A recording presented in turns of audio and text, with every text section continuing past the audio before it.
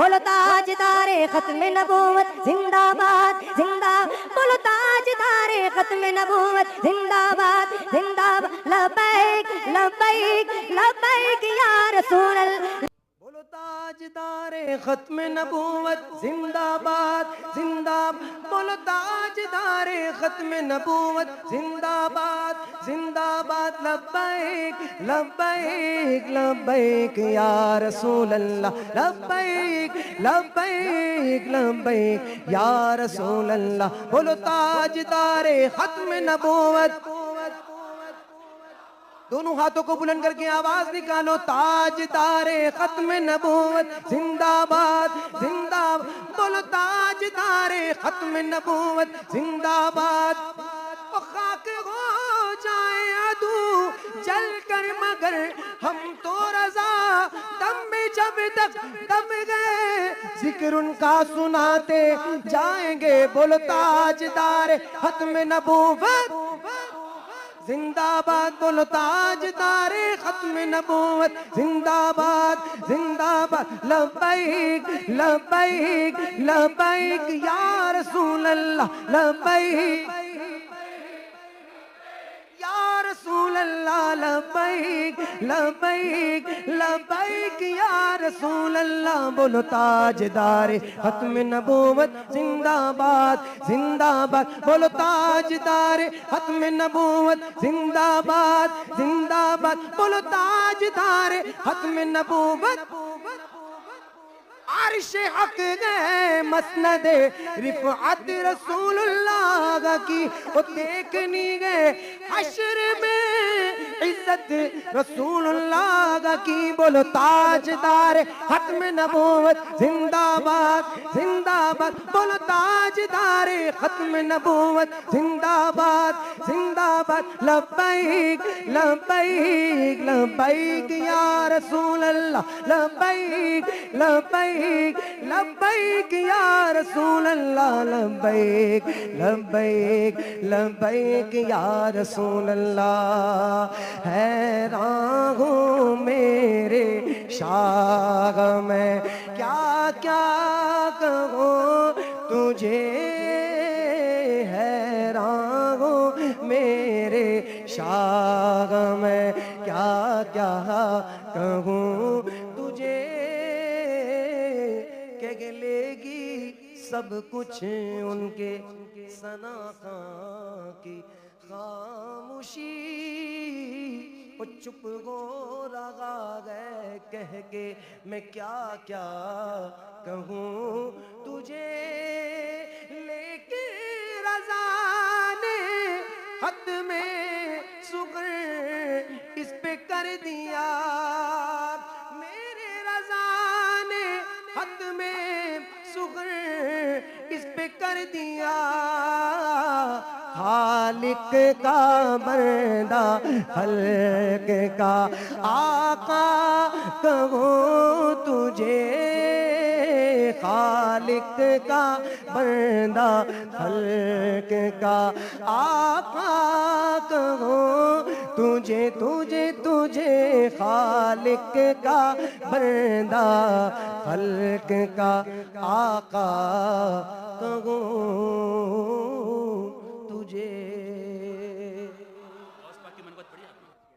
खुदा के फज़ल से हम पर है साया गौसे आज़म का, खुदा के फज़ल से हम पर है साया गौसे आज़म का, खुदा के फज़ल से हम पर है साया गौसे आज़म का, खुदा के फज़ल से हमें पर है साया का, हमें दोनों जगह में गए सगारा से आज़म का, हमें दोनों जगह में गए सगारा से आज़म का, हमें दोनों जगह में गए सगारा। कादरी आस्ताना सलामत रगे कादरी कादरी कादरी आस्ताना सलामत रगे कादरी कादरी कादरी आस्ताना आपने किनाए सलामत रहे कादरी आस्ताना सलामत रगे कादरी आस्ताना सलामत रगे मुस्तफा का घराना सलामत रगे मुस्तफा का घराना सलामत रगे पल्ले रगे है जगह से ये दो नो जगह पल्ले रगे है जगह से ये दो नो जगह पल्ले रगे है जगह से हाँ पल्ले रगे है जगह से ये दोनों जगह सीधा हाथ उठा के वो सखी आस्ताना बोलो सलामत रगे वो सखी आस्ताना सलामत रगे जिसने तासीर की खत्म तासीर की जिसने तासीर की खत्म तासीर की जिसने तासीर की खत्म तासीर की वो नबी का दीवाना सलामत रगे उसका सारा घराना सलामत हुक्म था के अदा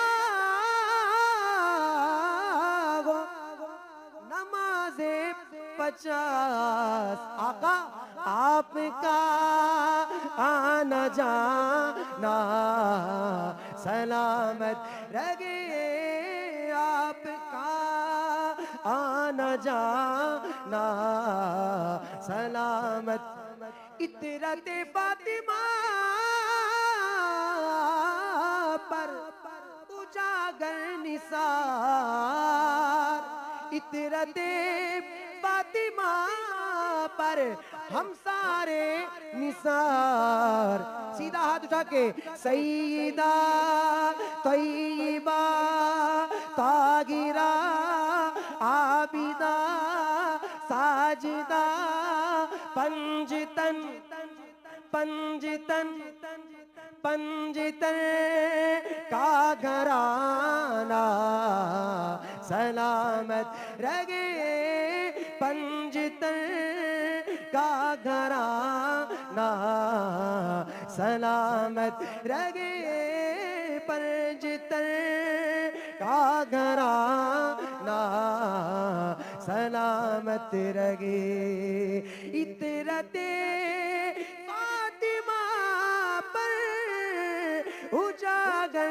निसा इतरते सईदा पर हम सारे निसार सईदा का घराना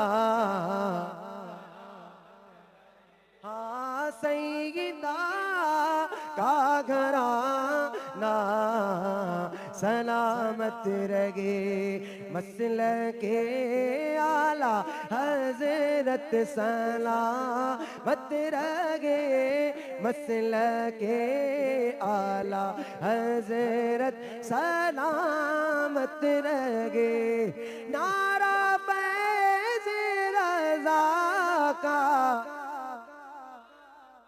फैज़ रज़ा नारा फैज़ रज़ा का लगाता रहो नजदियों के दिलों को जलाता रहूं और कला मेरा रज़ा मैं सुना रहूं फैज़े अहमद रज़ा ताकाया मत रगे। सारे रज़वी बोले मसलके आला हज़रत, सारे सुन्नी बोले मसलके आला हज़रत सलामत रगे, मसलके आला हज़रत सलामत रगे।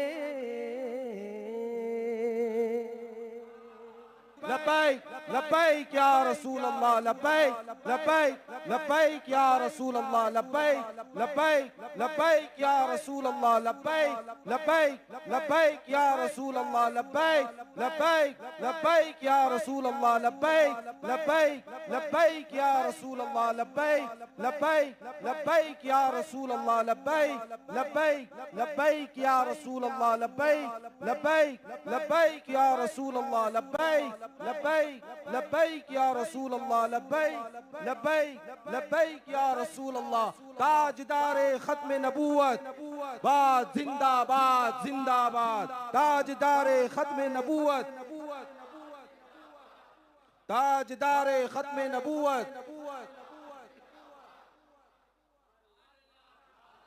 माशाअल्लाह, सुभानअल्लाह, अल्हम्दुलिल्लाह।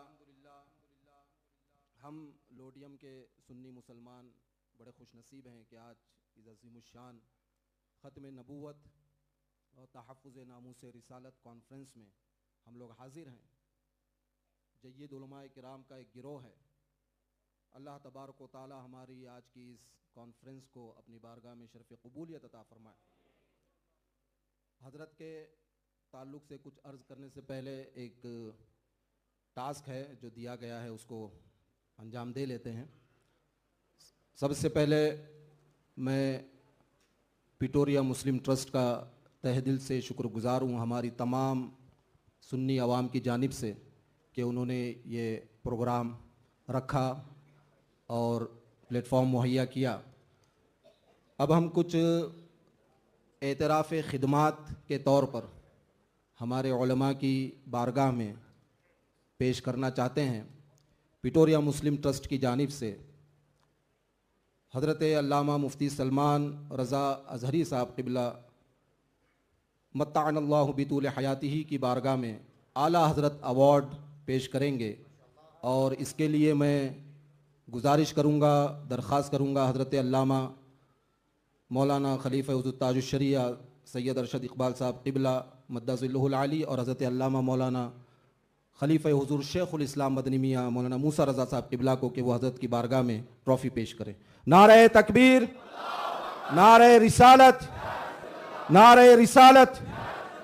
उलमाए अहले सुन्नत, उलमाए अहले सुन्नत, नारे तकबीर, लब्बैक लब्बैक लब्बैक या रसूल अल्लाह, लब्बैक लब्बैक लब्बैक या रसूल अल्लाह, लब्बैक लब्बैक लब्बैक या रसूल अल्लाह।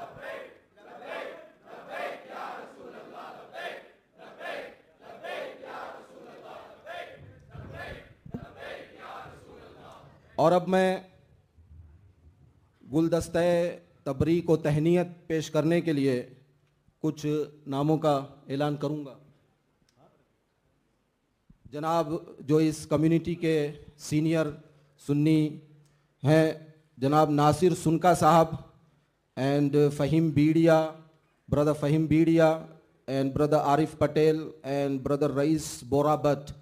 So I would like to request all of them to please come forward and present the bouquet in the court of Khalifa Huzzur Tajush Sharia Hazrat Maulana Mufti Salman Raza Azhari Sahab Qibla. Please come forward and present the bouquet in the court of our guest of honor tonight. Nare Takbir, Nare Risalat, Ulamae Ahle Sunnat, Ulamae Ahle Sunnat. लब्बैक लब्बैक लब्बैक या रसूल अल्लाह लब्बैक।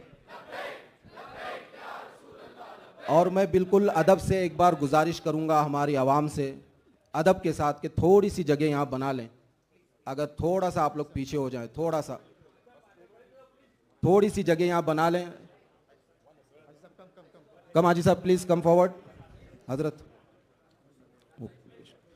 नारे तकबीर, नारे रिसालत, उलमाए अहले सुन्नत, लब्बैक लब्बैक लब्बैक या रसूल अल्लाह लब्बैक लब्बैक लब्बैक या रसूल अल्लाह लब्बैक लब्बैक लब्बैक या रसूल अल्लाह लब्बैक लब्बैक लब्बैक या रसूल अल्लाह लब्बैक लब्बैक लब्बैक या रसूल अल्लाह। ताजदारे खत्म नबूवत जिंदाबाद जिंदाबाद जिंदाबाद। ताजदारे खत्म नबूवत जिंदाबाद जिंदाबाद जिंदाबाद।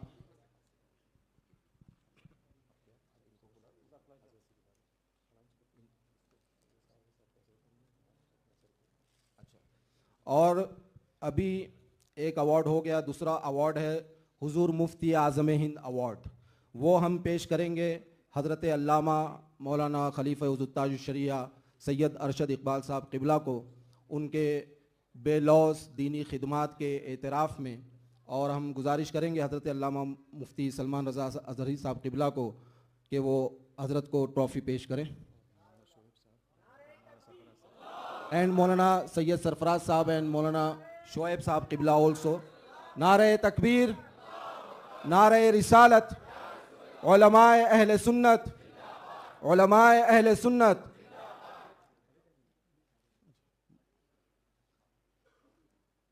सैयद मौलाना सरफराज हुसैन साहब क़िबला इमाम PM पिटोरिया मुस्लिम ट्रस्ट मिलाद मुस्तफ़ा एंड मौलाना शोएब वली साहब क़िबला इमाम गौसिया मस्जिद पिटोरिया मुस्लिम ट्रस्ट, वो लोग भी हज़रत की बारगाह में गुलदस्ता पेश करेंगे। नारे तकबीर, नारे रिसालत, उलमाए अहले सुन्नत।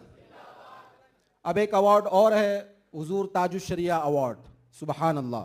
हुजूर ताजुश्शरिया अवार्ड हम पेश करने की सआदत हासिल करेंगे खलीफा हुजूर शेखुल इस्लाम मदनी मियां साहब क़िबला हज़रत अल्लामा मौलाना मूसा रज़ा साहब क़िबला की बारगाह में। और हम हज़रत अल्लामा मौलाना सलमान रज़ा साहब से गुजारिश करेंगे कि वो ये अवार्ड पेश करें।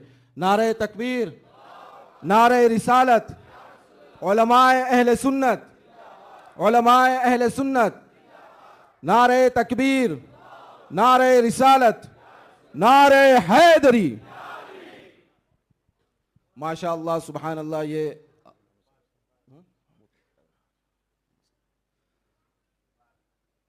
औज़ु बिल्लाहि मिनश शैतानिर रजीम बिस्मिल्लाहिर रहमानिर रहीम। इन्नल्लज़ीना आमनू व अमिलुस सालिहाति सयजअलु लहुमुर रहमानु वुद्दा। अल्लाह तबारक व तआला ने हम सबको ये सआदत बख्शी कि हम यहाँ पर हाजिर हुए। अभी मैं एक सवाल करूं कि आप सब लोग क्यों आए हैं? जवाब ये होगा कि हज़रत की मोहब्बत में आए। सही है कि नहीं?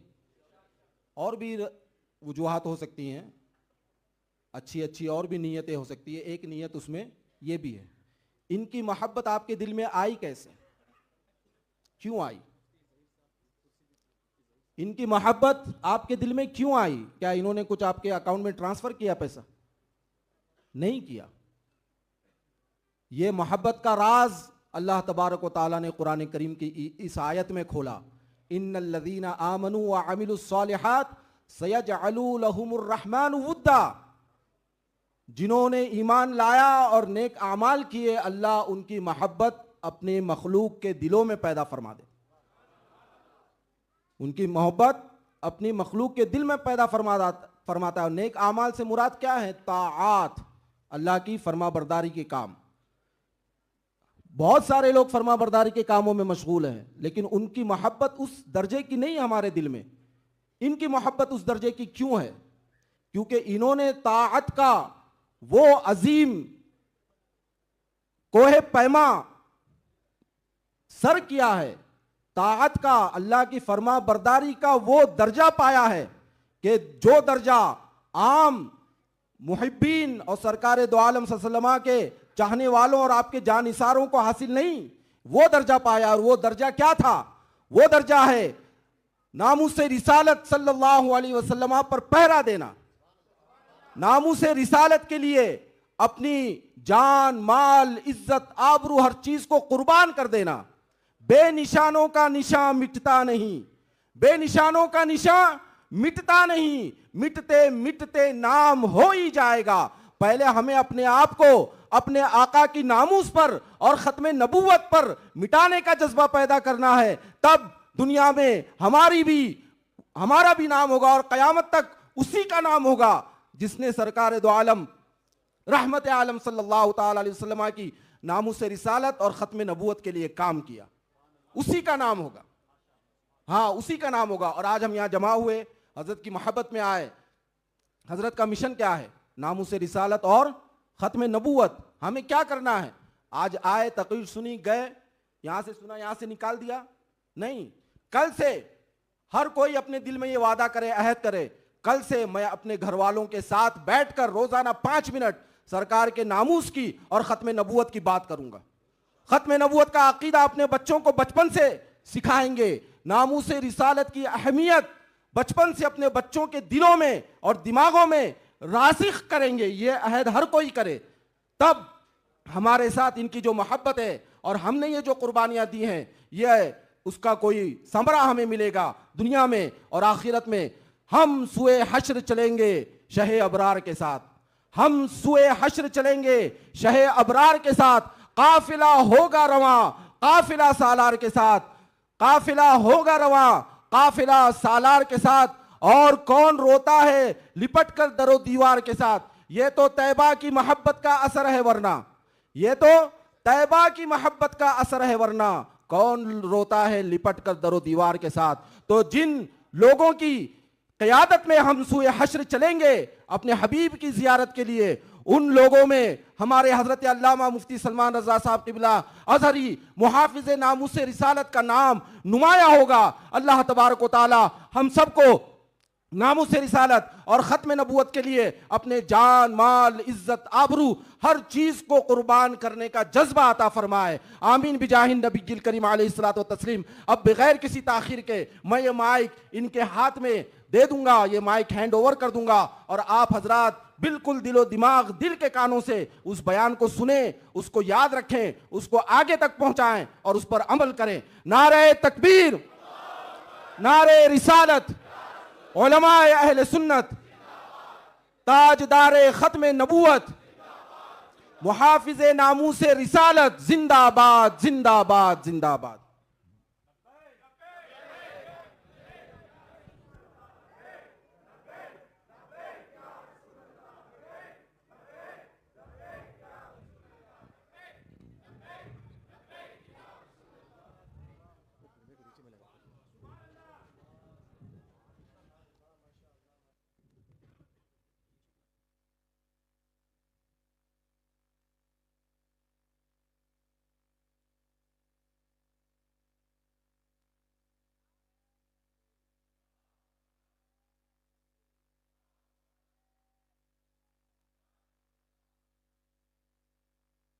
अल्हम्दुलिल्लाहिल हन्नानिल मन्नान अल्लज़ी खलक़ल इंसान व अल्लमहुल बयान वस्सलातु वस्सलामु अला रसूलिही सय्यिदिल इंसी वल जान व अला आलिही व अस्हाबिही ज़विल खैरि वल इहसान, अम्मा बअद।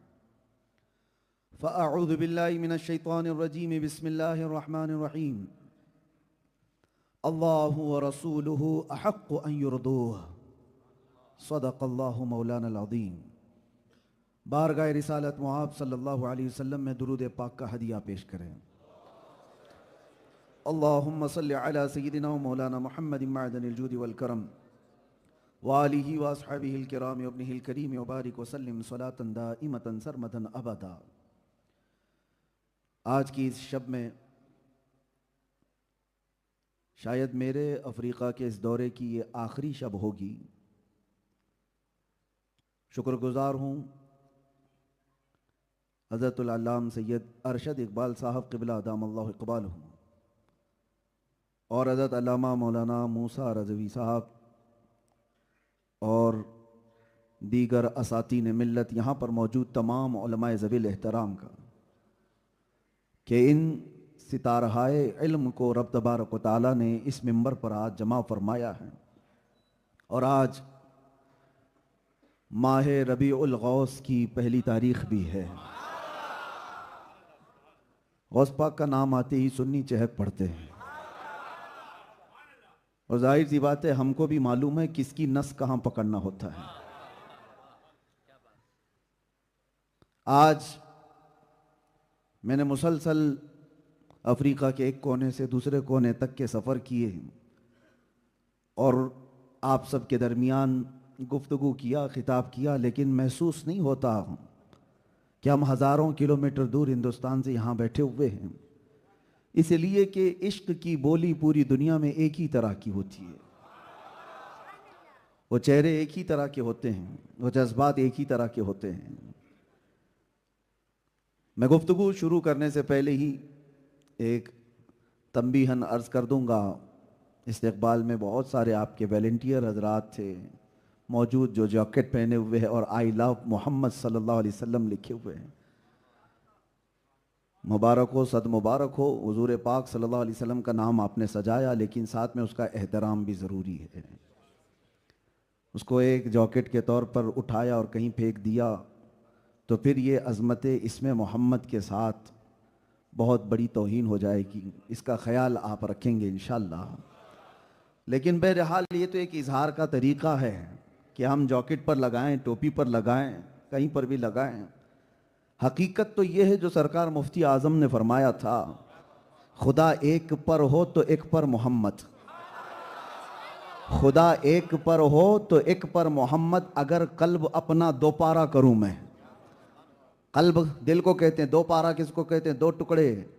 अगर मेरे दिल के दो टुकड़े कर दो तो फिर एक पर तुम्हें अल्लाह लिखा नजर आए और एक पर मोहम्मद नजर आ जाए। ये एक जान क्या है अगर हो करोड़ों, तेरे नाम पे सबको वारा करूं मैं।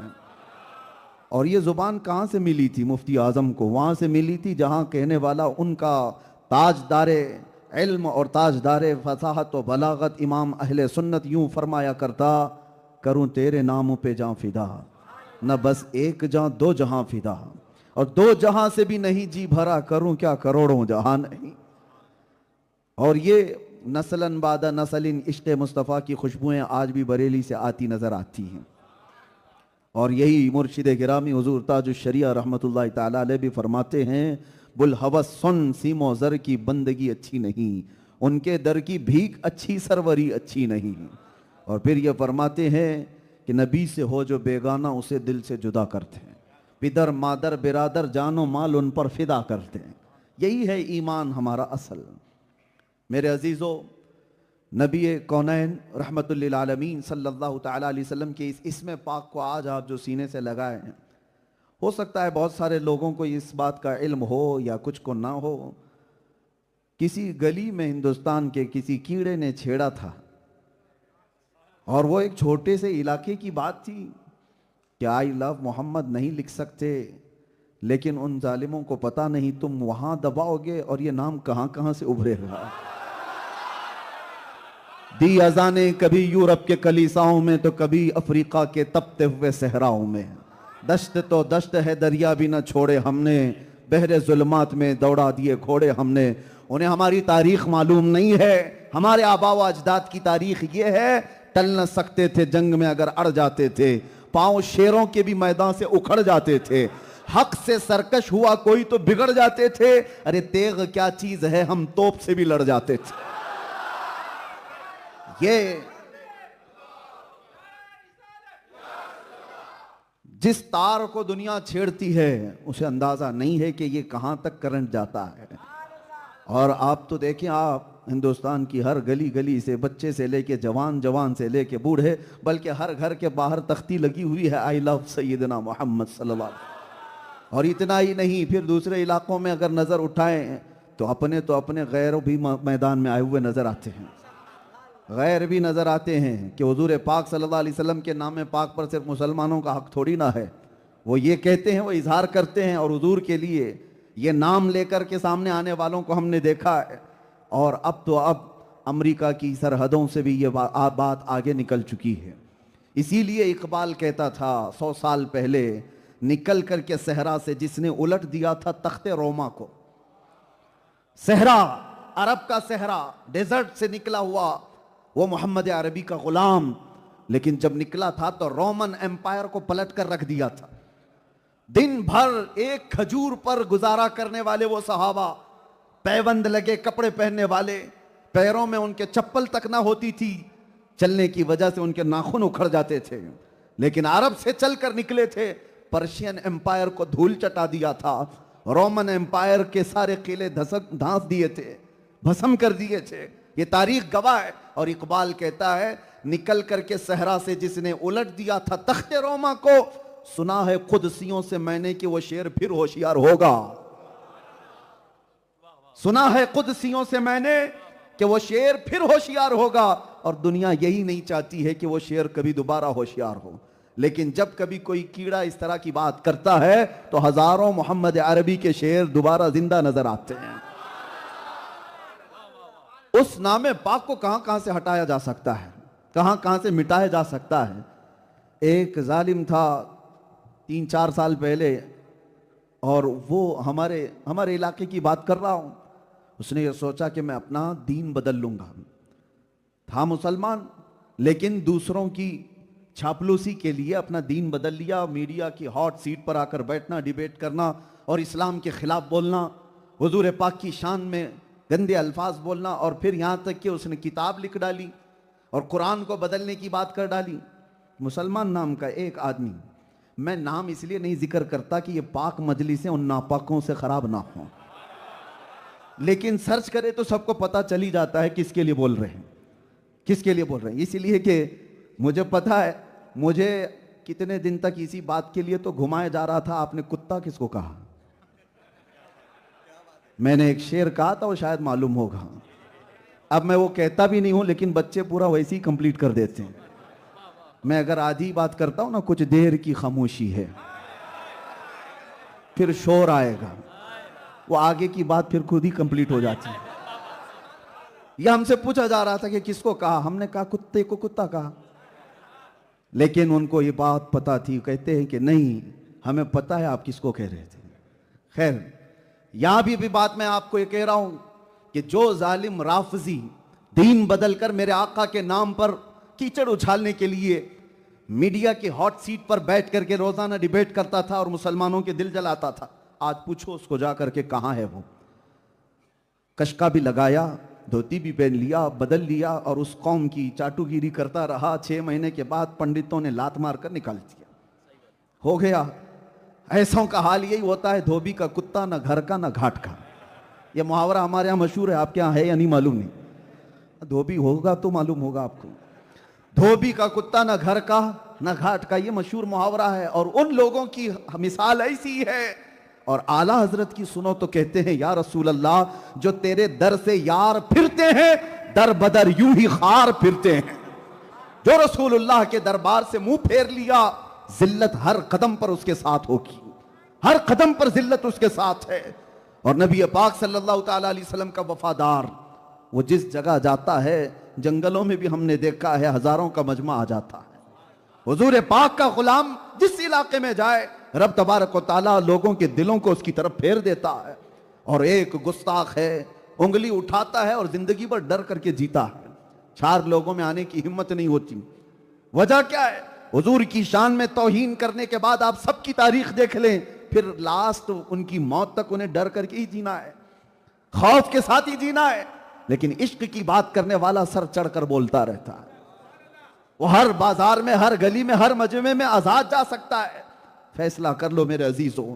मैं ये बात कहने के लिए इस वाक़े को छेड़ा कि दुनिया आज से नहीं, 1400 साल से इस बात की कोशिश करती ही आ रही है कि उस नाम को दबाया जाए, उस नाम पर कीचड़ उछाला जाए, उस नाम को खराब अंदाज में लोगों के सामने पेश किया जाए। सारी दुनिया जितनी भी अपनी ताकत इस्तेमाल कर सकती थी कर चुकी, लेकिन मुझे बताओ, हुजूर पाक सल्लल्लाहु ताला अलैहि वसल्लम के शैदाइयों में कहीं कोई कमी आई? इकबाल कहता है, थमता न था किसी से सैले रवा हमारा, कुछ बात तो है कि मिटती नहीं हस्ती हमारी, कुछ बात तो है कि मिटती नहीं हस्ती हमारी, सदियों रहा है दुश्मन दौरे जमा हमारा, और तौहीद की अमानत सीनों में है हमारे। आसान नहीं मिटाना नामो निशा हमारा। यूनानो मिस्र रोमा सब मिट गए जहां से, बाकी मगर है अब तक नामो निशा हमारा। बातिल से डरने वाले है आसमां नहीं है हम, 100 बार कर चुका है तू इम्तिहान हमारा, 100 बार कर चुका है तू इम्तिहान हमारा। आप सबको मैं दावत फिक्र यही देना चाहूंगा, वो एक हस्ती है, वो एक जाते पाक है जिसके मुतालिक फिर इकबाल की बात सुनो, हमें करनी है शहंशाह बतहा की रजा जोई। वो अपने हो गए तो रहमत परवरदिगार अपनी, इसको उसको क्यों मनाते हुए घूम रहे हो? दुनिया को राजी करने के लिए अपनी जिंदगियां क्यों बर्बाद कर रहे हो? कुरान में रब फरमाता है अल्लाहु व रसूलुहु अहक्कु अन युर्दू, अल्लाह और उसके रसूल इस बात के ज्यादा हकदार हैं कि उनको राजी किया जाए। अल्लाह को राजी करो, उसके रसूल को राजी करो। दुनिया रूठती है तो रूठे, छूटती है तो छूटे, इसलिए कि दुनिया न तुम्हें सजा दे सकती है, न जजा दे सकती है, न ये रिस्क के दरवाजे खोल सकती है, न रिस्क के दरवाजे बंद कर सकती है। एक दरवाजा अगर दुनिया ने बंद किया तो मौला 70 दरवाजे तुम पर खोल देगा। इस पर हमारा डिपेंड होना जरूरी नहीं है। असबाब अपनी जगह पर, खालिक असबाब पर यकीन रखो। रब्बे जुल जलाल की रजा और उसके रसूल की रजा पर जो बंदा जीता है, फिर थोड़े दिनों की आजमाइश के बाद उसके लिए सारे दरवाजे खोल दिए जाते हैं, तूफानों के रुख मोड़ दिए जाते हैं, पहाड़ों को रास्ते बना दिए जाते हैं, सैलाबों को बदल दिया जाता है, समंदरों को गुलाम मुस्तफा अपना रास्ता बना लिया करता है। अजीजा ने गिरामी वक़ार, पूरी कायनात मुसख्खर कर दी जाती है, शर्त सिर्फ इतनी है, ये आप क्या समझते हो हमें बहुत दौड़ भाग करने से, किसी नेता को राजी करने से कोई सीट मिल जाएगी, 4-5 लाख रुपए मिल जाएंगे, कुछ मिलियंस मिल जाएंगे? आप क्या समझते हो किसी ग्लैमर की दुनिया के एक्टर को, एक्ट्रेस को राजी करने से हमारा भी स्टेटस बढ़ जाएगा? कुछ नहीं होता, ये दुनिया कुछ नहीं दे सकती।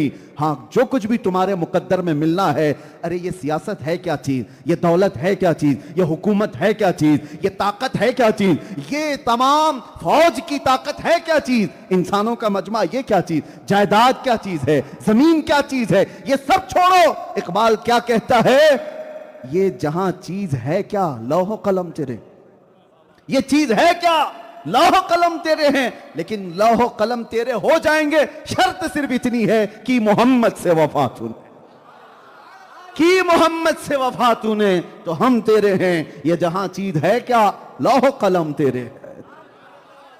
बात यहीं आकर रुकती है, बात यहीं आकर रुकती है। वला तहीनु वला तहज़नु व अंतुमुल अअलाउन इन कुंतुम मुमिनीन, तुम घबराओ मत, परेशान मत हो, तुम सबसे ज्यादा सर बुलंद रहोगे। शर्त यह है कि मुस्तफ़ा के गुलाम बन जाओ, ईमान वाले हो जाओ। ईमान इसी को कहते हैं जब तक के सारी कायनात से ज्यादा मेरे मुस्तफ़ा से मोहब्बत ना करें, यह ईमान का सबसे बड़ा हिस्सा है।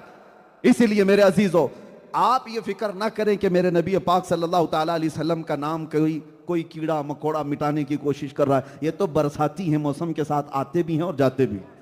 होना में पाक के साथ कुछ नहीं होना है, जिसको रब ने फरमाया वरफ़अना लका ज़िक्रक, सारे कुत्ते मिलकर भौंके तो भी उस नाम पर कुछ असर नहीं होने वाला।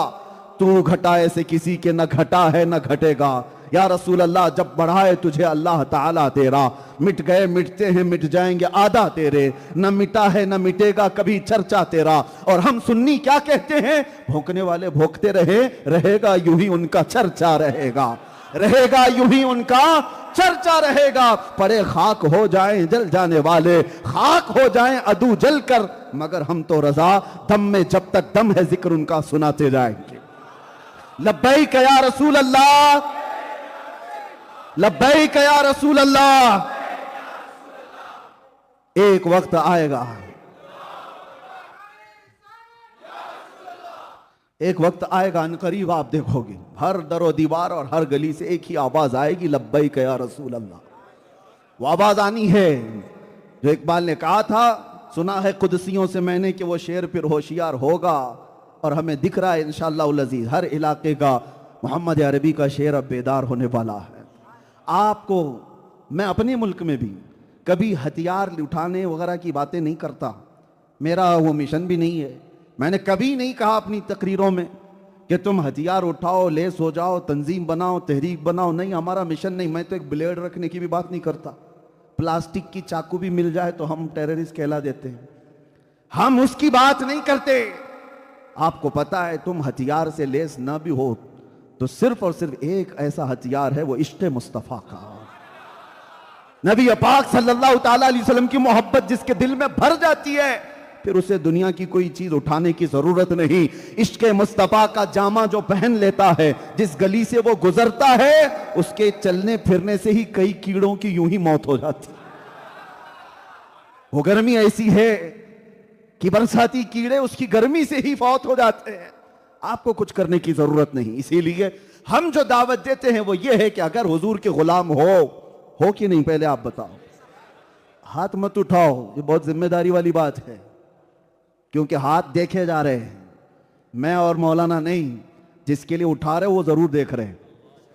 हाथ उठाने से पहले 100 बार सोच लेना। मैं पूछ रहा हूं, उनकी गुलामी पर तुम्हें कोई एतराज है कि अगर कोई दुनिया तुम्हें कहे कि तुम मोहम्मद अरबी के गुलाम हो तो तुम्हें बुरा लगेगा? नहीं मेरे अजीज, ये तो हमारी जिंदगी की मेराज है। और हमारे बुजुर्गों ने तो यूं कहा, सगे तैबा सब मुझे कह कह के पुकारे बेदम। बेदम वारसी तो यूं कहते हैं कि दुनिया मुझे तैबा का कुत्ता कहकर पुकारे, मदीने का कुत्ता कहकर पुकारे। और उनकी ख्वाहिश तो देखो, वो कहते हैं यही रखी हो मेरी पहचान मदीने वाले। या रसूल अल्लाह, बस मेरी पहचान इतनी रखो कि दुनिया मेरे नाम से नहीं, मुझे मदीने का कुत्ता कहकर पुकारे। ये तो उनका फख्र था। मैं आपसे पूछता हूं, हुजूर के गुलाम हो और उस गुलामी पर कोई एतराज नहीं, और आपको कभी भी ऐसा फील नहीं होता कि मुझे अजीब लग रहा हो, तो फिर मैं आपसे पूछता हूं, जब उस रसूल की गुलामी पर 2-2 हाथ उठाते हो, गर्दन देने की बात करते हो, तो आ जाओ मेरे अजीजों, हम आपसे गर्दन भी नहीं मांगते, जान भी नहीं मांगते। बस सिर्फ और सिर्फ शक्ल तो बना लो कि मेरे मुस्तफा का गुलाम लगे। शक्ल तो बना लो कि नबी का गुलाम लगे। तुम्हें अगर एतराज नहीं है तो पूरे के पूरे क्यों नहीं बन जाते? आधे क्यों हो? आधे यहूद और नसारा को राजी करना है। दुनिया क्या कहेगी, दुनिया क्या सोचेगी कि ये तो मौलाना जैसा लग रहा है, मौलवी जैसा लग रहा है। और एक बात मैं आपसे पूछता हूं, तुम्हारा अकीदा है कि दुनिया का सबसे हसीन चेहरा आमिना के लाल का था? बहुत जल्दी बेशक कह रहे हो आप, यकीन है कि नहीं है? दुनिया का सबसे हसीन चेहरा किसका है? मेरे मुस्तफा का है, इसमें कोई शक ही नहीं। हस्सान बिन साबित से पूछो, वो बताएंगे। वह अहसनु मिनका लम तरा कत्तु आइनी, या रसूल अल्लाह आपसे ज्यादा हुस्न वाला मेरी आंखों ने देखा ही नहीं। साहबी रसूल हैं, लेकिन मैं एक कहता हूं कि शायर, देखो वो शायर भी थे। एक मिसरा कहा, या रसूल अल्लाह आपसे ज्यादा हसीन मेरी आंखों ने देखा नहीं, तो दिल में हो सकता है ख्याल आया कोई बाद में एतराज कर देता कि हस्सान तुम तो मक्का मदीने में ही थे, हो सकता है तुमने नहीं देखा, दुनिया में कहीं और होगा। तुम तो ये कह रहे हो ना मेरी आंखों ने नहीं देखा आपसे ज्यादा खूबसूरत, हो सकता है कहीं और होगा, तुम मक्का मदीना और अतराफ ही तो रहे। हस्सान बिन साबित ने गरज कर दूसरा मिसरा कहा, वाजमलु मिन कलम तलिदिन निसाओ। पहला तो ये कहा था, या रसूल अल्लाह आपसे ज्यादा हुस्न वाला मेरी आंखों ने देखा ही नहीं, लेकिन ये एतराज आ सकता था। तो हस्सान बिन साबित ने कहा, नहीं नहीं, देखा नहीं, अलग बात है, पूरी कायनात में किसी मां ने आपसे ज्यादा हसीन जना ही नहीं, आपसे ज्यादा खूबसूरत किसी मां ने जना ही नहीं। आप सबका भी अकीदा है इस बात पर कि वह अल्लाह के नबी कायनात के सबसे हसीन चेहरे के मालिक थे। हुस्न यूसुफ पे कटी मिस्र में अंगुश्ते सना, सर कटाते हैं तेरे नाम पे मर्दान अरब। वो यूसुफ अलैहिस्सलाम का हुस्न था जिस पर औरतों ने उंगलियां काट ली थी, और यहां सिर्फ मेरे आका के नाम पर गर्दनें काटने को तैयार। इस बात पर यकीन है या नहीं? मैं बार बार ताकीद से इसलिए पूछ रहा हूं, तो फिर कौल में और अमल में तजाद क्यों? जब तुम्हें यह पता है कि सबसे हसीन चेहरा मेरे आका का था और सबसे हसीन चेहरे पर दाढ़ी थी, तो खूबसूरती का मेयार ही दाढ़ी है, खूबसूरती का मेयार ही दाढ़ी है। और जो ये कहता है कि नहीं मैं हैंडसम लगने के लिए कर रहा हूं, वो झूठा है, वो झूठा है। दुनिया ने उसको जानवर बनाने की कोशिश की है, मुस्तफा का गुलाम नहीं। नबी का जो गुलाम होता वो बार बार कोशिश करता। अरे मैंने देखा है, मैं एक निकम्मा आदमी, मैं एक छोटा तालिब इल्म, लेकिन मुझसे चाहने वाले, मुझसे मोहब्बत करने वाले कितने बच्चे ऐसे हैं। मैंने देखा है उनको बार बार हर जगह जा करके दुकानों में पूछते हैं, हमको ऐसा अमामा चाहिए जैसा मुफ्ती साहब पहनते, हमको वैसा जुब्बा चाहिए जैसा, ऐसा वो ब्रोचर लगाते वो चाहिए, ऐसी चादर चाहिए वो। मोहब्बत का तकादा ये है, बार बार बंदा चाहता है कि अपने महबूब की तरह बन के दिखाए, कितने तो ऐसे हैं, एक बार मैंने सुन्नत रसूल पर अमल करने के लिए जुल्फे रखी, हजारों लोग उसको, मैं ये नहीं कहता कि वो नबी की सुन्नत नहीं, लेकिन उनको हमसे मोहब्बत थी, इस तरह दिखने की कोशिश करते हैं।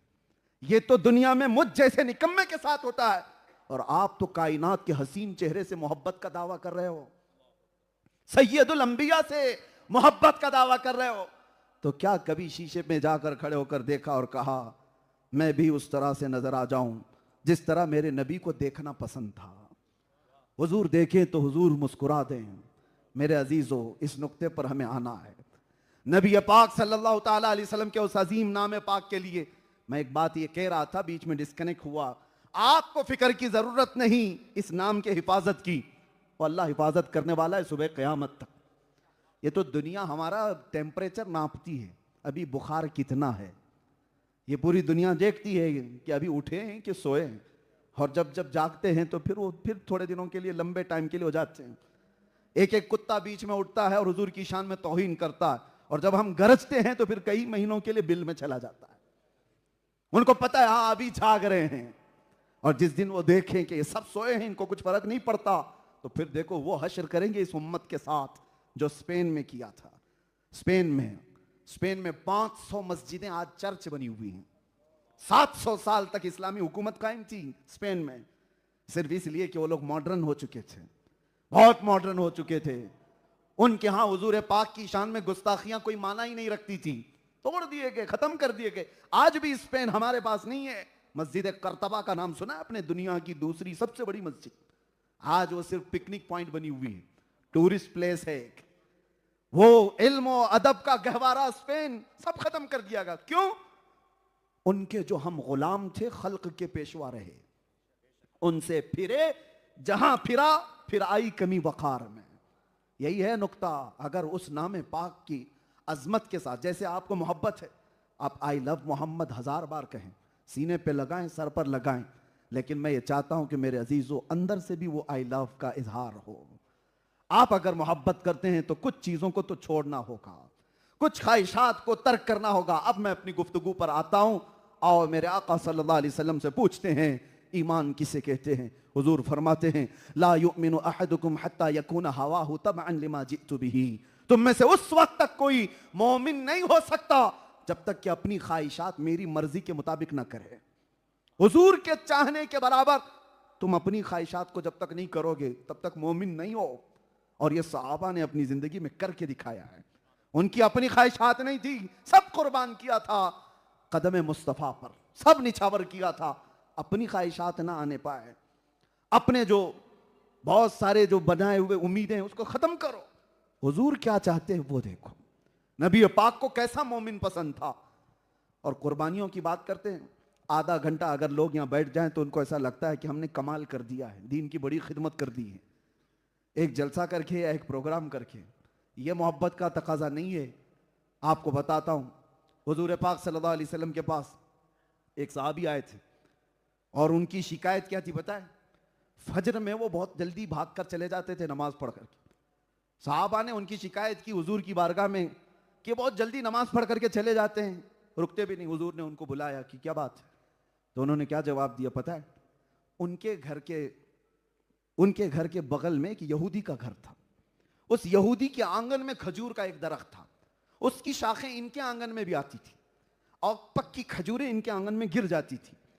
और ये इसलिए दौड़ करके जल्दी चले जाते थे कि मेरे बच्चे उठ जाएंगे तो कहीं उसकी खजूरें उठाकर खा ना लें, मैं खजूरें जमा करके अपने पड़ोसी यहूदी को दे दूं। ये उनके रोज का मसला था। रोज का अमानत कैसी थी। यहाँ तो लोग चुरा चुरा करके खाने वाले लोग हैं और उनके घर में गिरी हुई चीजें उठाकर देते। हुजूर पाक सल्लल्लाहु ताला अलैहि वसल्लम को इस बात पर बड़ा रहम आया और सहाबा से कहा जाओ उस यहूदी को बुला लाओ और उस यहूदी से कहो कि वो अपना दरख्त मेरे इस सहाबी को बेच दे दे। उस यहूदी को बुलाया गया कि तू अपना ये दरख्त दे दे इस सहाबी को, कीमत जो चाहे ले ले। उसने कहा मना कर दिया, नहीं मैं नहीं दूंगा। यहां तक के दूसरे सहाबा को मेरे आका ने फरमाया जो ये एक दरख्त खरीद करके देगा मैं उसे जन्नत में बागीचा दिलाऊंगा। अब सहाबा बस इतनी ही बात थी। अल्लाह अकबर, यकीन कैसा था। सहाबा में दौड़ लग गई कि जाकर यहूदी को मनाए, दे दे तू जो कीमत चाहिए दे दे। लेकिन वो मानने को तैयार नहीं था। मदीने में एक साहबी है हजरत अबू दहदा, वो बड़े मालदार साहबी थे और उनका बगीचा अवालिया मदीना में, जो बिल्कुल पॉश एरिया आज भी है, अवालिया मदीना की अजवा खजूरें पूरी दुनिया में मशहूर हैं। हुजूर ने पसंद फरमाया अजवा जो खजूर अवालिया मदीना, अवालिया मदीना में हजरत अबू दहदा का बहुत खूबसूरत बागीचा था। पूरे मदीने में क्या, अरब में उनके बागीचे की मिसाल दी जाती थी, बागीचा हो तो अबू दहदा का। इतना हसीन और जमील, उसमें उन्होंने घर भी बनाया, नहर भी बनाई, बहुत खूबसूरत बनाया था।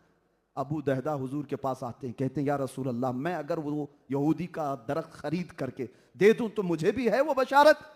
हुजूर ने फरमाया अबू दहदा तेरे लिए भी। वो गए यहूदी के पास, जा करके उसे पहले पैसों की डील की, नहीं माना। जानते हो अबू दहदा क्या कहते हैं, तुझे पता है मैं कौन हूं? उसने कहा अबू दहदा, कौन नहीं पहचानता तुझे? अबू दहदा ने कहा मेरा बगीचा देखा है? कहा अवालिया मदीना में सबसे महंगा बगीचा। अबू दहदा कहते हैं वो पूरा बगीचा दे दूंगा, ये एक दरख्त दे दे। पूरा बाग दे दूंगा खजूरों का, ये एक दे दे। वो कहता है पागल हो गए हो, क्या बात कर रहे हो? मेरे आंगन में सूखा हुआ एक दरख्त है, उसकी चंद खजूरें तुम्हारे दोस्त के घर गिरती हैं, इसके लिए तुम इतना महंगा बगीचा दे दोगे? अबू दहदा ने कहा तू वो बात छोड़ दे, मैं सौदा किससे कर रहा हूं तुझे पता नहीं, तुझसे नहीं है ये डील। मैं जिससे सौदा कर रहा हूं मैं जानता हूं मुनाफा किस चीज का नाम है, प्रॉफिट किसको कहते हैं। वो यहूदी कहा अगर तुम सच्ची में ये बात कर रहे हो तो अभी ले लो दरख्त और दे दो मुझे बगीचा। उसी वक्त जो भी था बै व शिरा हो गई, खरीदो फरोख्त हो गई। अबू दहदा ने वहीं पर अपना बगीचा उसके नाम कर दिया, घर वालों को पूछने की भी जरूरत नहीं। आए बगीचे के बाहर खड़े हैं, दरवाजा जो बागीचे का था उसके गेट के बाहर खड़े, उनकी बीवी बागीचे के अंदर घर में आराम कर रही है, नहर भी बहती है, ठंडी हवाएं हैं वहां पर। बाहर से पुकारते हैं अपनी बीवी को, या उम्मत दहदा उखरुजी, ऐ उम्मे दहदा बाहर आ जा। बीवी ने पूछा अंदर तो आओ, क्यों बाहर से पुकार रहे हो? कहा नहीं ये बागीचा मैंने बेच दिया है, दे दिया है। बीवियां तो आज वावेला मचाएं, हाँ कैसे बेचा है, प्रॉपर्टी कैसे बेचा? पूछा क्या मुझको, एक बार मशवरा किया? वो साहबिया थी, अपने शोहर से कहती है सच में बेच दिया? तो कहा हाँ हाँ बिल्कुल सच में बेच दिया। कहा रुको मैं अपना दुपट्टा ले लूं और बाहर आ जाऊं, इसलिए कि मेरा यकीन है कि मेरा शोहर अच्छा ही नफा कमाया होगा।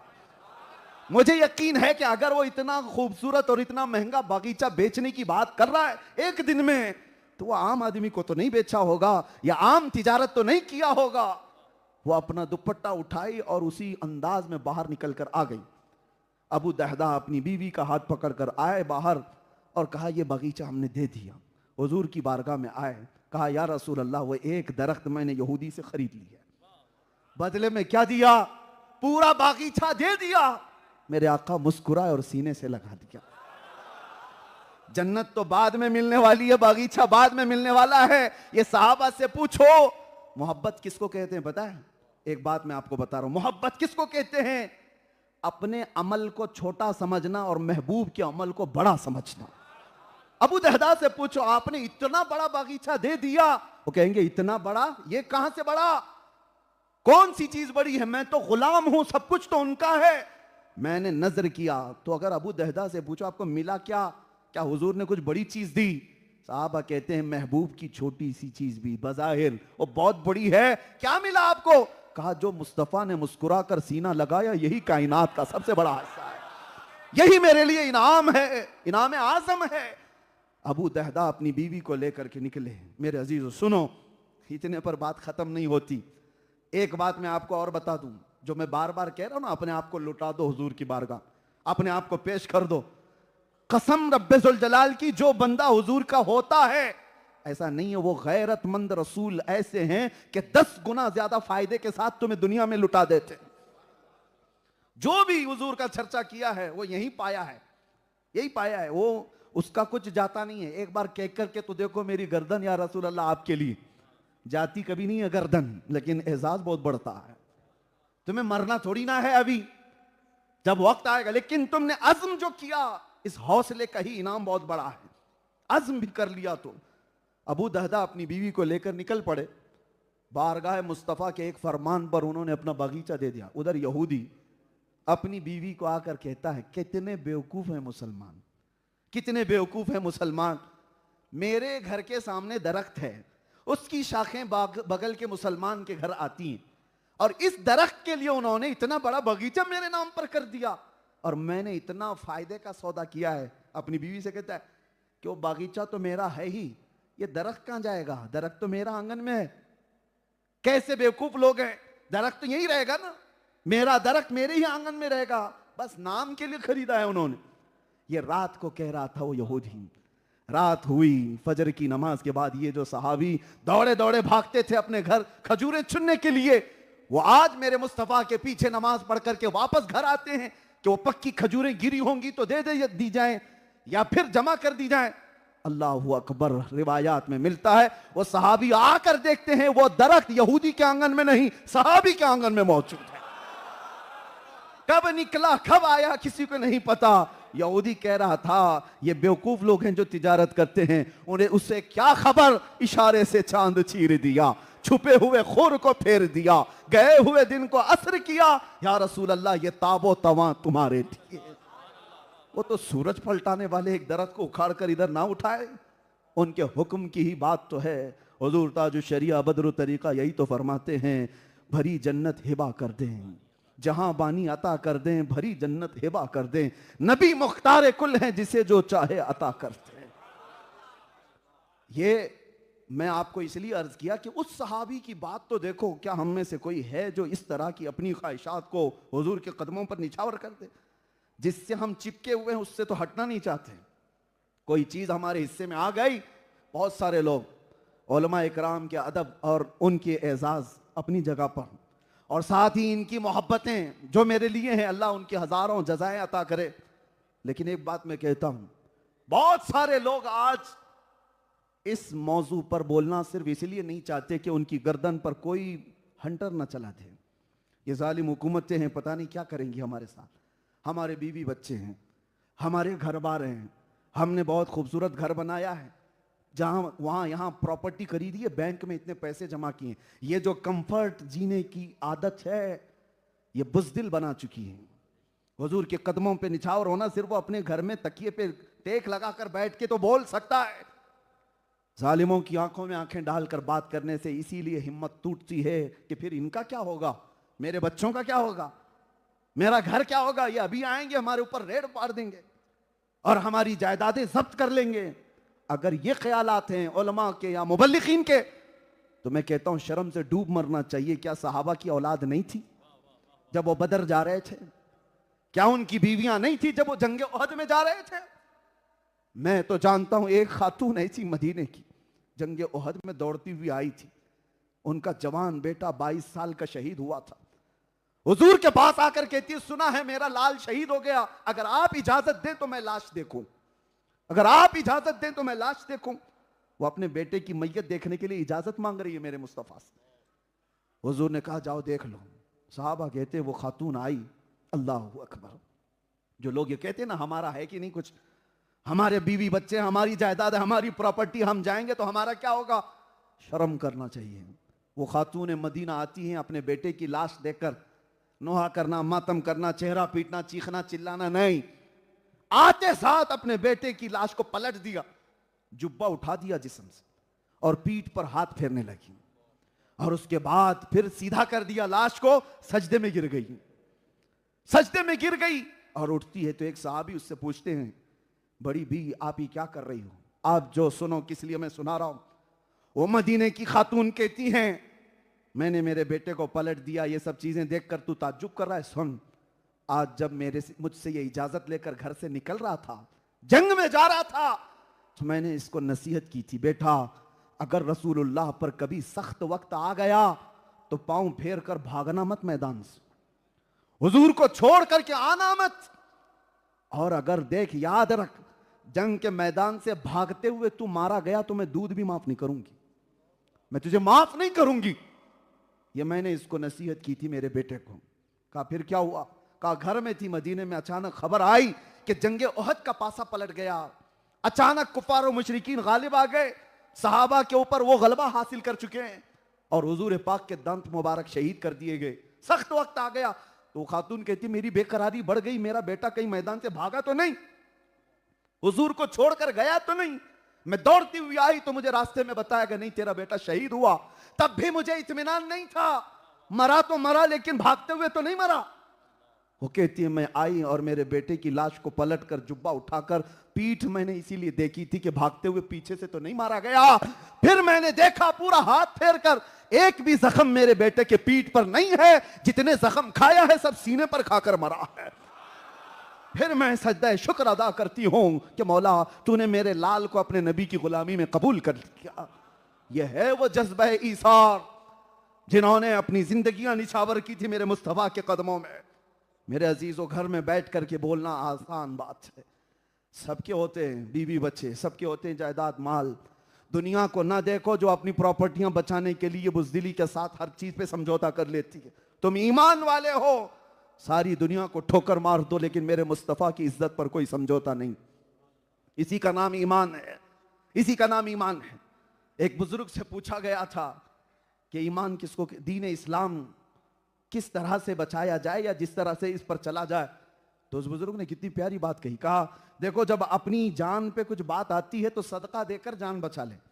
सदका बलाओं को टालता है, बीमार हो गए तो सदका दे दो, जानवर का सदका, गेहूं खैरात कर दिए, अनाज का सदका, सदका देकर अपनी जान बचा लो।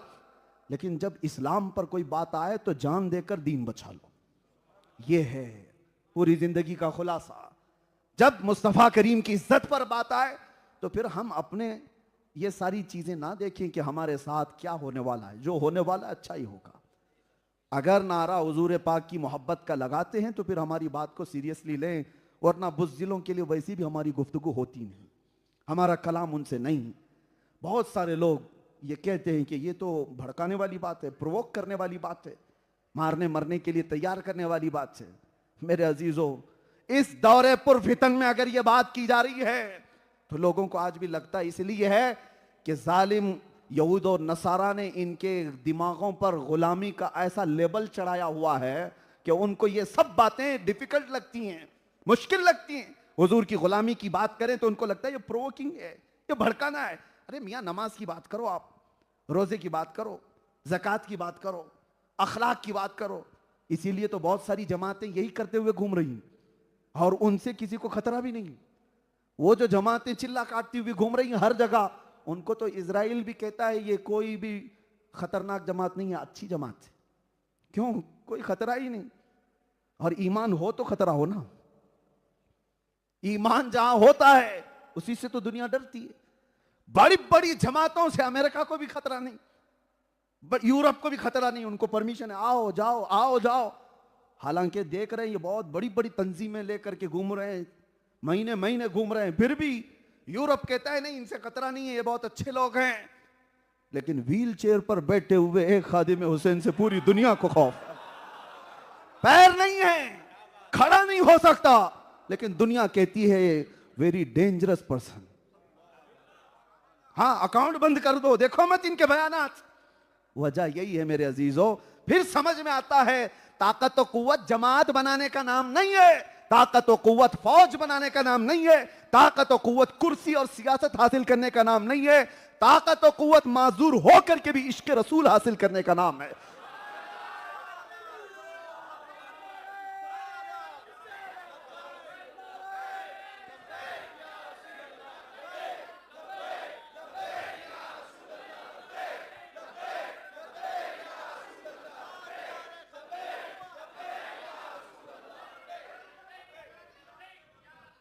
नौजवानों,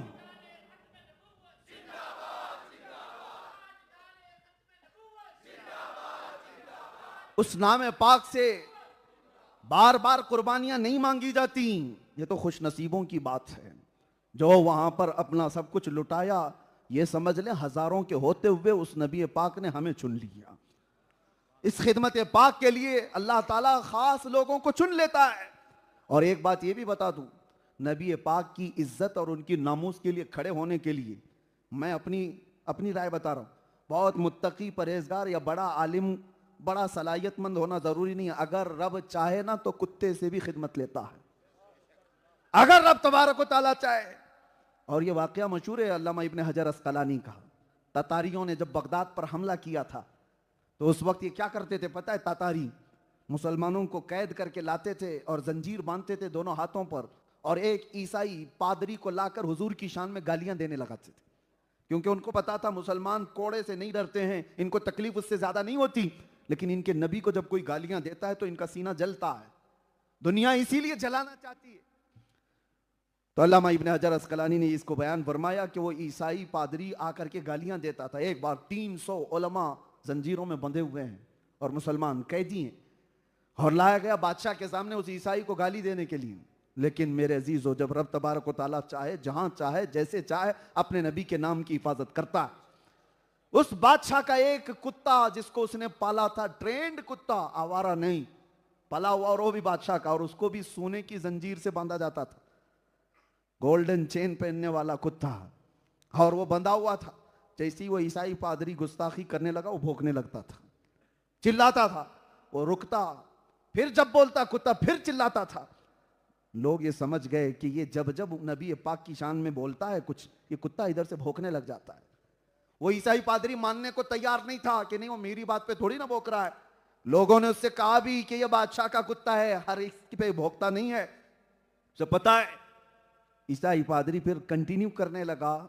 तारीख में मौजूद है मेरे अजीज, वो कुत्ता जंजीर तोड़कर निकल आया, पूरे भरे दरबार में ऐसा उछल करके आया और उस ईसाई पादरी के सीने पर चढ़ा, दम जदन में उसको फाड़ करके रख दिया था, खत्म कर दिया। और उसकी हैबत ऐसी तारी थी पूरे दरबार में, उसको कोई पकड़ने नहीं जा रहा था उस कुत्ते को कि क्या हो गया, क्या हो गया है। उसकी हैबत तारी थी, दहशत तारी थी उस कुत्ते की। और इस वाक़े को देखने के बाद 10,000 ततारियों ने इस्लाम कबूल किया था। तुम जहां नबी पाक के नाम पर उंगली उठाते हो, रब ताला वहीं से ये सैलाब शुरू फरमाता है, वहीं से ये तूफान उठता है। इसी को इकबाल ने कहा था, हरम को मिल गए पासबां सनम खाने से। रब तबारक व तआला का यह दस्तूर है, निजाम है, जहां इस नाम पाक को रोकने की कोशिश की जाती है, वहां से सैलाब फिर शुरू होता है। इसलिए मैं कह रहा हूं, अपने आप को पेश करो, बहुत बड़ा मुत्तकी परहेजगार आलिम दीन होना जरूरी नहीं, तुम जज्बे वाले हो। आज से 4 साल पहले, मैं ये बात बार बार अपनी तकरीरों में दोहराता हूं, मुंबई में हमारे मुल्क में एक लोमड़ी का बच्चा हुजूर की शान में बार बार गुस्ताखियां कर रहा था, तो बर्दाश्त ना हुआ था, तो हमने एक चैलेंज किया था, आ जाओ आग में। पता होगा दिल्ली में आते हैं, एक बड़ी आग लगाते हैं, तुम भी कूदो मैं भी कूदता हूं। हमने कहा था इसलिए कि जज्बात ऐसे थे कि इनसे डिबेट करके कोई मतलब नहीं, ये तो बातचीत करने के लायक भी नहीं। ये बात मैं क्यों कह रहा हूं? उससे कहा कि आ जाओ, देखें जो बच जाएगा उसका दीन पहचाना जाएगा। ये बात आई गई, मशहूर हो गई, वायरल हो गई हर किसी के पास कि आग में कूदने का चैलेंज किया है मुफ्ती साहब ने। मेरे अजीजों, कोई प्री प्लान चैलेंज नहीं था, ये कोई मनसूबाबंदी के साथ की हुई बात नहीं थी, जज्बात थे हमारे। खैर, लेकिन मैं बता इसलिए रहा हूं ये बात, रमजान का महीना था, मुंबई में एक नौजवान मेरे पास आया, और कैसा था, बालों में भी डिजाइन है, दाढ़ी में भी डिजाइन है, फटी हुई जीन्स है, कान में बाली पहना हुआ, टैटू है पूरे, जो एक आवारा नौजवान होते हैं इस तरह से, बड़ा ही आवारा किस्म का, जैसा नशेड़ी होता है, दिख रहा था। वो आया, कहा मुफ्ती साहब आपसे कुछ बात करनी है। कहा क्या है बेटा बताओ। कहा सुना है आपने आग में कूदने का किसी को चैलेंज किया है। मैंने कहा तुमको इससे क्या है, क्या कहना चाहते हो। कहा आप जा रहे हैं, सच्ची में आग में कूदने की बात आपने की है। कहा हाँ। कहा मुफ्ती साहब जब आप जाएंगे मुझे ले जाना, आप नहीं मैं कूदूंगा। किसके नाम पर? हुजूर पाक के नाम पर आप कह रहे हैं मैं जाऊंगा सबसे पहले। मैं ऊपर से नीचे तक देखता रहा, शक्ल क्या है, कैसे, ये फटी जीन्स वाला पता नहीं किस तरह के लोगों में रहता है, लेकिन इसके दिल का जज्बा तो देखो। सच बता रहा हूं, उस दिन आंखों में इतने आंसू आए थे मुस्तफा को याद करके कि या रसूल अल्लाह आपकी उम्मत गुनहगार हो गई है, गद्दार नहीं हुई है।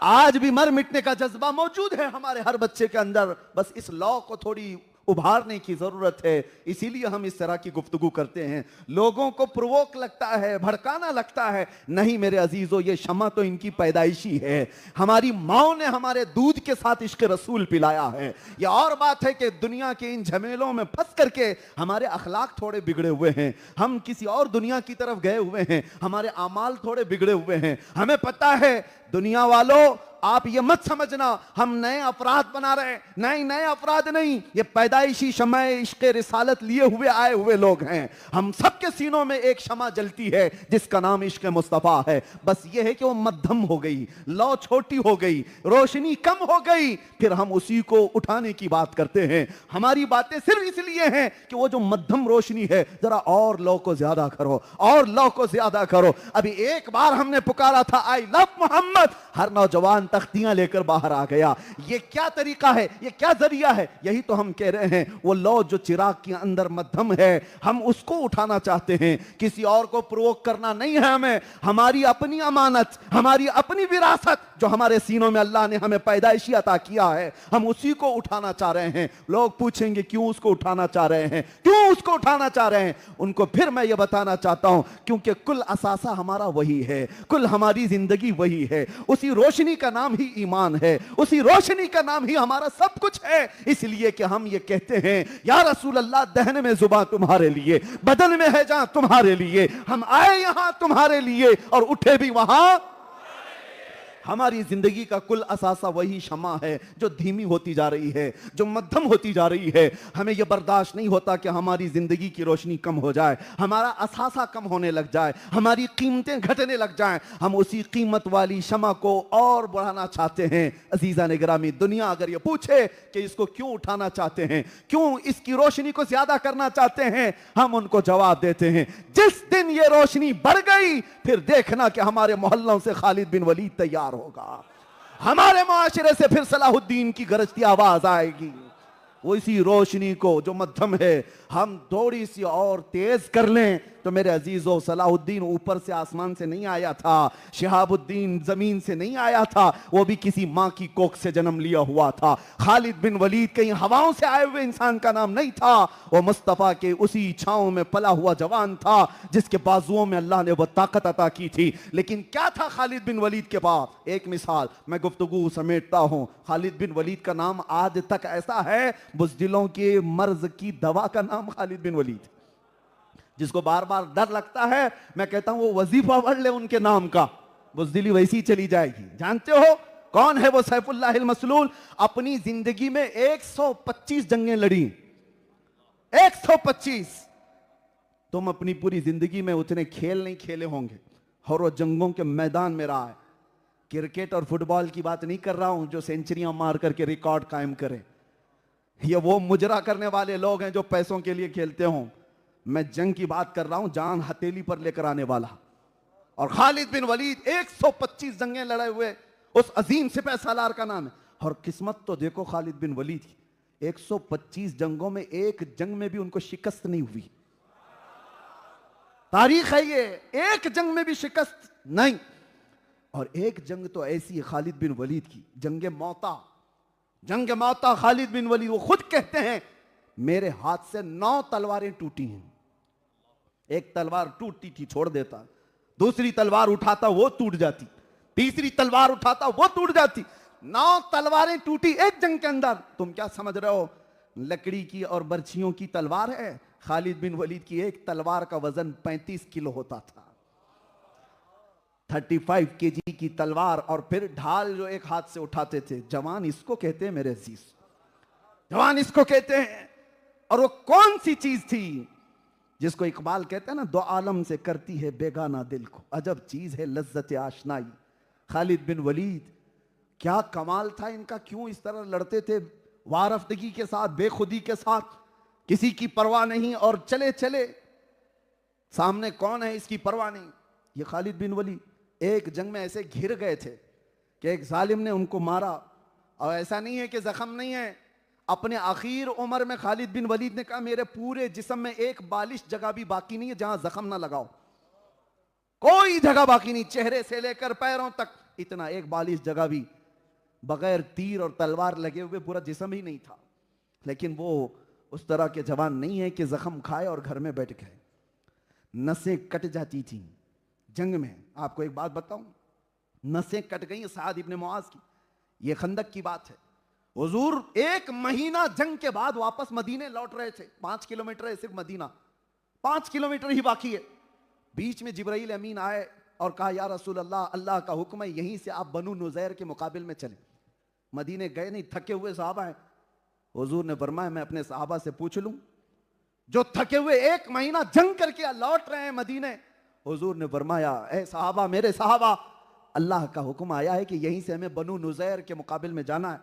जानते हो सहाबा ये कहते हैं कि पट्टी कर लें, मरहम कर लें, घर वालों से बात कर लें, बीवी बच्चों को पूछ तो लें, घर में जाकर के हालात देख लें, 1 महीने के बाद लौट रहे हैं।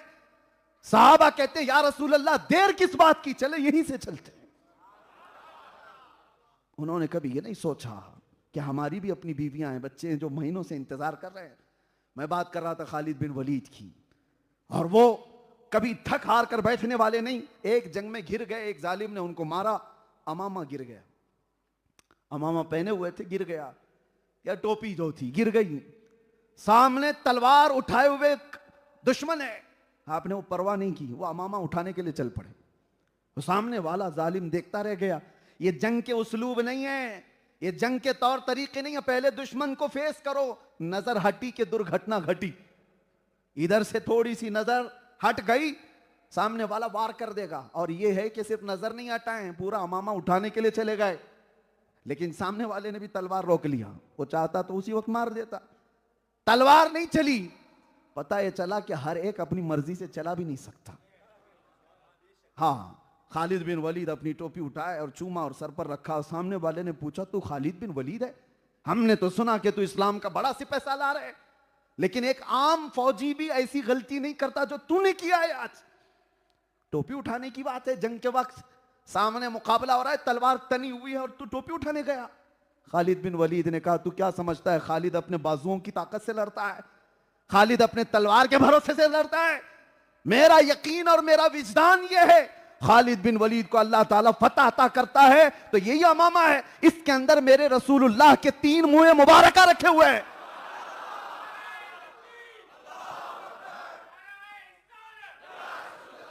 मेरे नबी पाक के बाल मुबारक इसमें रखे हुए हैं, और मेरा यकीन है कि इसी की निस्बत से अल्लाह मुझे फतह अता फरमाता है। यकीन हो तो ऐसा हो कि नबी पाक की अगर निस्बत बाकी है तो हम पूरी दुनिया फतह कर लेंगे। कौन है वो जालिम हमारा मुकाबला करने? आएंगी मुसीबतें, तकलीफें, लेकिन मेरे अजीज और रब तबारक व तआला की ताकत और कुव्वत के सामने कोई चीज नहीं है, कोई चीज नहीं है। अगर रब चाहे तो तुम्हें हजारों के मजमे से महफूज उठा लाए, हजारों के मजमे से महफूज उठा लाए। लिहाजा ये कमजोर ईमान छोड़ दो, ये कमजोर अकीदा छोड़ दो। आखिर में एक बात बता देता हूं, जेल के अंदर एक कैदी को मैंने देखा, उसको सब परेशान करते थे। उसके घर वाले कोई मिलने आते नहीं थे उसको, और महीने पागल हो जाता था जेलर। उसको बाप को फोन करके बोलता, आ जाओ मिल लो।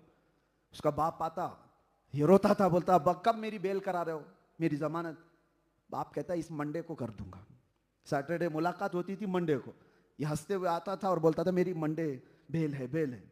मंडे गया, ट्यूसडे गया, फिर हफ्ता भी चला जाता, महीना भी चला जाता, उसका बाप आता ही नहीं था। फिर महीने के बाद ये फिर पागल होता, फिर उसका बाप आता, फिर ये पूछता कब है बेल? वो कहता इस मंडे को रख रहा हूं। ऐसे 3-4 बार हो गया था, 6 महीने उसके गुजर गए थे। एक बार वो अपने बाप से मिल के आ रहा था और वो अभी आया भी नहीं था, सारे कैदियों ने उसको वैसी पुकार के बोला कि इस मंडे है ना तेरी बेल, क्योंकि वही जवाब हर बार मिलता था। उसके दिल पे बात लग गई। कभी किसी ऐसे को छेड़ो ना तो फिर बात कुछ और ही हो जाती। उसको जब कैदियों ने छेड़ा कि इस मंडे है ना तेरी, और ठट्टा मार के सब हंसे, तो रोया और कहा, उसका जुमला याद आता है मुझे। वो एक आम आदमी था, पागल था, थोड़ा सनकी था, लेकिन जुमला याद आता है। सबको पुकार करके उसने कहा था, देखो, वो गाली दे करके उसने कहा था, तुम लोग मेरी इस बेबसी पे रो रहे हो, अल्लाह ने अभी मेरा निकलना लिखा नहीं है।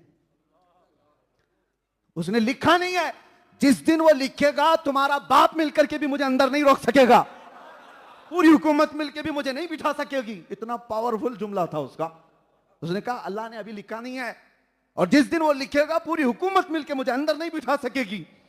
इतना कहा था, सच बात बता रहा हूं, उसी मंडे को उसकी बेल भी हुई थी, निकल के गया भी था। ये हो सकता है एक आम सी बात हो, लेकिन कुछ बातें ऐसी हैं जो हमें अंदर से हिला देती हैं।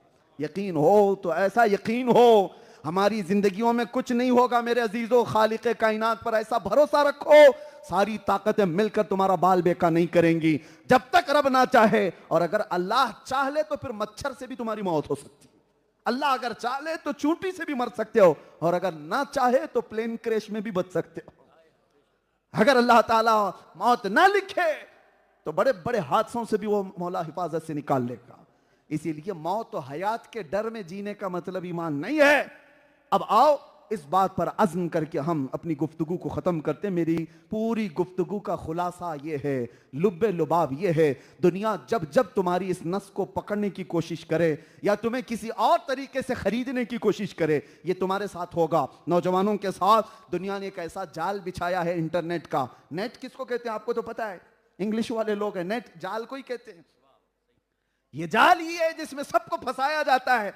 फेसबुक पे तुम 24 घंटे लगे रहो, इंस्टा पे लगे रहो, सोशल मीडिया पर लगे रहो, उन अनजानों के साथ जिनको तुम पहचानते भी नहीं, रात भर की चैटिंग। और वो नौजवान बच्चे जो पबजी में अपनी जिंदगियां बर्बाद किए हुए पता नहीं किसके साथ खेल रहे हैं, जिंदगियां बर्बाद होती मैंने देखा है। ये सोशल मीडिया हो या इंटरनेट का जाल हो, तुम्हें फंसा करके रखा गया है। ये खरीदने के सारे सामान है। पहले दुनिया कैसे खरीदती थी, लड़कियां भेज करके, ईसाई यहूदी सब ये कर चुके हैं। सलाहुद्दीन अय्यूबी की फौज को लड़कियां भेजकर खरीदने की कोशिश की जाती, या माल दिखा करके हमारी तरफ आ जाओ लाखों दे दिए जाएंगे। हर जमाने में दुनिया गुलाम मोहम्मद को खरीदने की बड़ी बड़ी बोलियां लगाती है। आज भी तुम्हारे सामने, अगरचे सामने से पैसे ना हो, सामने लड़कियां ना हो, इंटरनेट के जरिए से ये सारा मैदान बिछाया गया है। सब कुछ सिर्फ तुम्हारे अखलाक को खरीदने के लिए, सिर्फ तुम्हारे वक्त को खरीदने के लिए। और तुम अगर बिकते चले गए तो मेरे अजीजों, दुनिया में भी खसारे में हो और आखिरत में भी बड़े घाटे में हो। जब कभी तुम्हारी जिंदगी में ऐसा मामला आ जाए कि दुनिया तुम्हें खरीदने की बात कर रही है, तुम्हारे अखलाक को बिगाड़ने की बात कर रही है, खूबसूरत लड़कियां नंगी दिखाकर तुम्हारी आंखों को आवारा करने की बात कर रही है, तो एक जुमला अपनी जुबान से बार बार दोहराना और इन जालिम दुनिया वालों को यूं चीख चीख करके जवाब देना, अपना सब कुछ गुंबद खजरा कल भी था और आज भी है, मेरे नबी से मेरा रिश्ता कल भी था और बतला दो गुस्ताख नबी को गैरत सुन्नी जिंदा है, उन पे मर मिटने का जज्बा कल भी था और लब्बैक या रसूल अल्लाह, लब्बैक या रसूल अल्लाह। सिंपल सा फंडा है, बगैर प्रेशर के अगर जीना है आपको, बगैर दबाव के जीना है और कामयाबी से दुनिया से जाना है, एक इलाज सुनना है आपको, मेरा नहीं बरेली के इमाम का, मेरा नहीं फार्मूला बरेली के इमाम का। अगर बगैर प्रेशर के, बगैर दबाव के, बगैर टेंशन के जीना है और आसानी से जाना है, एक ही फार्मूला है, उन्हें जाना उन्हें माना, ना रखा गैर से काम। लिल्लाहिल हम्द, मैं दुनिया से मुसलमान गया, आज ले उनकी पनाह, आज मदद मांग उनसे, कल ना मानेंगे क़यामत में अगर मान गया। आओ बारगाह मुस्तफ़ा में पहली रबीउल गौस में गौस का वास्ता लेते हुए अर्ज करते हैं, या रसूल अल्लाह, तेरी सरकार में लाता है रजा उसको शफी जो मेरा गौस है और लाडला बेटा तेरा। आका आपकी उम्मत चाहती क्या है आपसे, सिर्फ इतनी तमन्ना है, चमक तुझसे पाते हैं सब पाने वाले, मेरा दिल भी चमका दे, मेरा दिल भी चमका दे, मेरा दिल भी चमका दे, चमकाने वाले मैं मुजरिम हूं आका, मुझे साथ ले लो कि रास्ते में है जा बजा थाने वाले। लब्बैक या रसूल अल्लाह।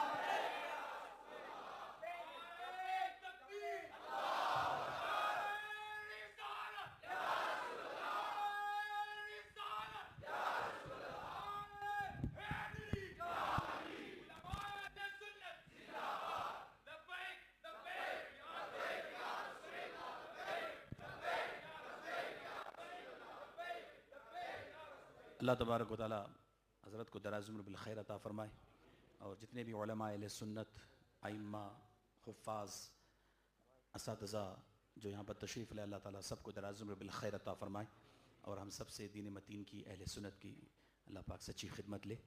और PMT दारुल इमाम अहमद रज़ा की जानिब से तमाम उलमा, तमाम अहले सुन्नत का और जितनी हमारी माँ बहनें पर्दे में रहकर सुन रही हैं, सबका हम शुक्रिया अदा करते हैं, ममनून व मशकूर हैं कि आप हज़रात तशरीफ़ लाए। अल्लाह तबारक व तआला आपको जज़ाए खैर अता फ़रमाए। खड़े हो जाए सलातो सलाम के लिए।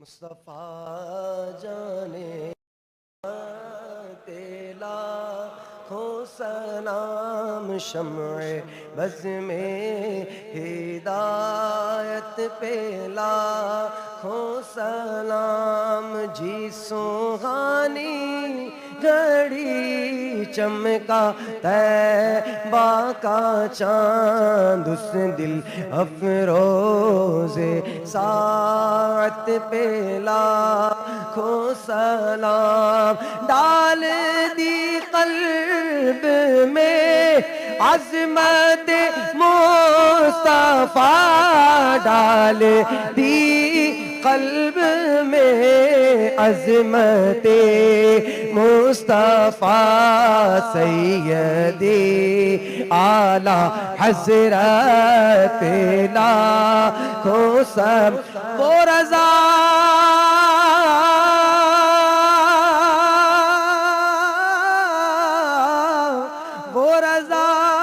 जिसने लिखा ये प्यारा सलाम वो रज़ा जिसने लिखा ये प्यारा सलाम उनकी नूरानी तुरबत पे लाखों सलाम मुस्तफा जाने रहमत पे लाखों सलाम शम्ए बज़ में हिदायत पे लाखों सलाम सलातो वस्सलाम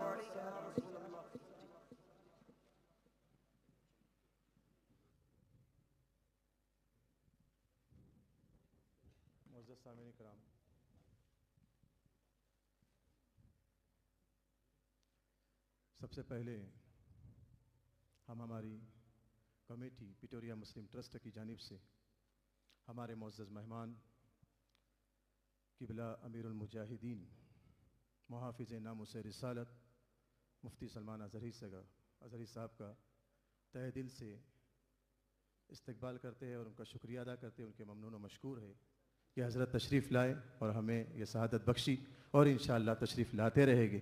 साथ ही साथ हम अपने तमाम उलमाए कराम का तहे दिल से शुक्रिया अदा करते हैं कि उन्होंने अपना वक्त हमें अता फ़रमाया और इस महफ़िल को कामयाब बनाने में हमारा बढ़ चढ़ कर ताउन किया। साथ ही साथ जिन जिन लोगों ने इस महफ़िल को सजाने में जिस भी किस्म का हिस्सा लिया दामे दिरमे सुखने अल्लाह उनके हिस्से को कबूल फ़रमाए और तमाम को बेहतरीन से बेहतरीन जज़ा अता फ़रमाए। साथ ही साथ हमारे जमील भाई वेंडा वाली और मौलाना जैद साहब और मौलाना अहमद साहब के भी हम शुक्रगुज़ार हैं कि इनके तवस्सुस से हमें यह प्रोग्राम मिला। अल्लाह ताला तमाम को दारैन में बेहतरीन से बेहतरीन जज़ा अता फ़रमाए। अभी इंशाअल्लाह मैं आप तमामी हज़रात से गुजारिश करूँगा कि आप तमामी हज़रात एक तरफ से आ जाए, राइट साइड से आएँ और जो है ना दुआ करना। हाँ तो इंशाअल्लाह अभी दुआ होगी हज़रत की, इंशाअल्लाह उसके बाद फिर जो है ना आप तमाम हज़रत बैठ जाए, प्लीज़ बैठ जाए। उनको सेहत कामिला आजिला नसीब फरमा और आपकी वालिदा माजिदा हम सब सुन्नियों के लिए मेरे मुर्शिद गिरामी हुजूर ताज शरिया बदर तरीक़ा अलैहि रहमत और रिज़वान की अहलिया मोहतरमा हम सब की माँ बीमार है अलालत में, रब तबारक व तआला सेहत कामिला आजिला नसीब फरमा। अल्लाह इन तमाम मशाइख और बुजुर्गों का साया हम पर दराज फरमा। एक दरख्वास्त आई, कोई खातून नजमुन्निसा जो कैंसर के मर्ज में है, मौला शिफा अता कर। ये सारे मुसलमानों को मौला जिल्लत वाली बीमारियों से महफूज फरमा, कैंसर और एड्स जैसी बीमारियों से हमेशा हमारी हिफाजत फरमा। आखिर में ये इल्तिजा है मौला, न जाने ये आँखें कब हमेशा के लिए बंद हो जाएं। इन आँखों के बंद होने से पहले एक बार हमारे इन आँखों को तेरे हबीब पाक के चेहरे की ज़ियारत नसीब फरमा। इन्नल्लाह व मलाइकतहु युसल्लूना अलन नबी या अय्युहल्लज़ीना आमनू सल्लू अलैहि व सल्लिमू तस्लीमा। सल्ली अला सय्यिदिना मुहम्मद मअदनिल जुद वल करम व आलिहि व अस्हाबिहिल किराम व इब्निहिल करीम व बारिक व सल्लिम। दअवाहुम फीहा सुब्हानक अल्लाहुम्मा व तहिय्यतुहुम फीहा सलाम व आखिरु दअवाहुम अनिल हम्दुलिल्लाहि रब्बिल आलमीन। जब दमे वापसी हो या अल्लाह, जब दमे वापसी हो या अल्लाह, लब पे जारी हो बस ला इलाहा